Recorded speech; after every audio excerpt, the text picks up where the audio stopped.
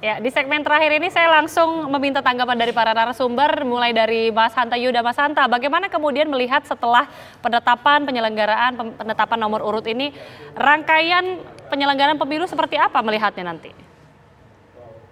Ya, Gita, dengan tadi kita sudah bisa baca ya harapan dan kegelisahan masing-masing dari kandidat, semua sepakat berlangsung secara jurdil. Itu pesan tertingginya, dan supaya demokrasi kita berjalan naik kelas, semakin berkualitas, kita berharap isu utamanya adalah soal gagasan yang ditarungkan, visi, misi, dan program. Dan setelah ini tahapannya sudah masuk pada fase kampanye. Di fase kampanye ini naik turunnya elektabilitas sangat dipengaruhi. Jadi kalau misalnya naik turunnya itu tidak terlalu fluktuatif, maka kemungkinan yang harus diperkuat adalah kekuatan membrandingnya masing-masing. Kekuatan membranding apa? Personal branding, isu branding, maupun program branding. Jadi siapa yang bisa memenangkan persepsi publik, dia memenangkan pertarungan dalam politik. Ini kan memenangkan persepsi. Nah, mesinnya juga faktor yang kedua harus dipilih. Faktor mesin pengepul suaranya juga penting. Misalnya untuk menyasar pemilih muda, generasi Z, itu harus dengan media sosial, dengan gaya bahasa seperti apa, dan seterusnya. Dan itulah cara, saya kira, cara yang paling baik untuk menggeser faktor yang ketiga, pergeseran perilaku pemilih. Jadi kekuatan personal branding, isu branding, dan program branding tadi untuk menggeser perilaku pemilih menggunakan mesin politik yang efektif. Yang kedua, untuk pergerakan elektabilitas yang paling dinamis itu ada dua momentum. Saya ingin secara singkat mengatakan dua, kalau ada pergerakan dinamika ini potensi tsunami politik atau gempa politik ada dua, yaitu kalau di dalam debat capres, dan kedua kalau ada isu yang meledak. Debat ini berpotensi naik belum tentu, tapi dia bisa berpotensi kalau ada blunder politik bisa menjatuhkan elektabilitas. Jadi semua kandidat harus berhati-hati, tapi dia juga bisa menjadi momentum. Misalnya di Pilkada DKI pengalaman Anies, debat dia mendapatkan panggung. Tapi semua kandidat, Pak Prabowo sudah berpengalaman, Pak Anies punya kemampuan komunikasi publik, Pak Ganjar juga demikian. Jadi harus dimanfaatkan di debat kandidat sebaik-baiknya. Yang kedua adalah tadi, kalau ada suatu isu yang strategis meledak, itu akan menjadi faktor yang juga akan naik turunnya elektabilitas. Dan terakhir, ada faktor non-elektoral yang mempengaruhi dinamika elektoral, yaitu approval rating Pak Jokowi. Tingkat kepuasan Pak Jokowi menurut saya sangat berpengaruh. Begitu turun, kepuasan Jokowi akan berpengaruh pada naiknya elektabilitas Anies Baswedan. Tapi kalau naik itu akan berkorelasi berbanding lurus atau simetris dengan kenaikan Prabowo Gibran. Jadi saya kira itu faktor-faktor tahapan selanjutnya yang akan menjadi tontonan demokrasi kita 91 hari ke depan, yang mudah-mudahan berlangsung lebih baik.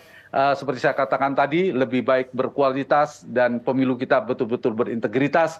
Yang ditarungkan adalah gagasan, visi misinya kita bedah, dan rekam jejak serta kompetensi dari setiap kandidat yang akan bertarung. Begitulah kita. Menarik melihat ada banyak faktor yang nanti juga akan mempengaruhi, ada banyak gagasan yang akan diadu.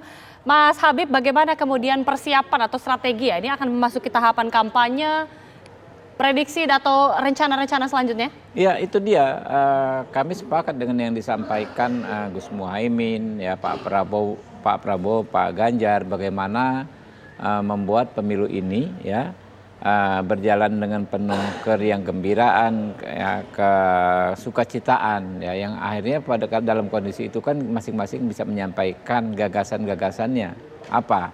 Nah, itu yang paling penting sebetulnya bagi kami. Pak Prabowo tentu kan banyak sekali gagasan-gagasan besar yang ingin disosialisasikan dalam kampanye ini.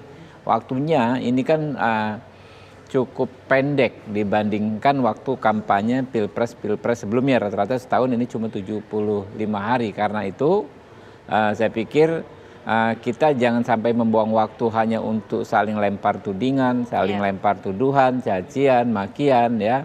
Itu sudahlah, ada perangkat hukumnya yang menyelesaikan. Seperti kata Mas Gibran, ada tuduhan kecurangan, ya, misalnya ada bupati di Majalengka, ya, kemudian kemarin beredar surat fakta integritas, ya, untuk mendukung capres tertentu. Kita ada masing-masing kan ada tim advokasi nantinya. Nah, itu diserahkan saja, ya. Daripada kita berdebat soal hukum yang akan selesai dengan sendirinya, lebih baik kita beradu gagasan, ya kan, beradu visi misi program rekam jejak tadi disampaikan dan Iya. kompetensi. Nah, kompetensi ini penting juga untuk terus disampaikan kepada Beradu gagasan, publik. beradu kompetensi, Kang Ujang prediksi seperti apa melihatnya ke depan nanti? Ya saya meyakini ya bahwa perjalanan bangsa ini ditentukan juga melalui pemilu. Oleh karena itu pemilunya masih berkualitas. Nah ketika ingin berkualitas maka adu gagasan menjadi penting. Misalkan di bidang ekonomi, pendidikan, kesehatan, semua publik harus tahu ini program-program terbaik gitu. Karena apa yang disampaikan oleh capres-cawapres ini menjadi momentum juga agar rakyat bisa memilih. Artinya memilih dengan cara membangun bukan hanya pencitraan, tetapi memang sebuah kenyataan ide gagasan yang disampaikan yang terbaik. Betul. Karena begini, jangan sampai publik ya mohon maaf dicekoki oleh narasi-narasi politik yang aneh-aneh gitu. Oleh karena itu ya ketika narasi yang aneh ini misalnya narasinya negatif, maka sesuatu yang positif harus diangkat. Ide gagasan harus dimunculkan.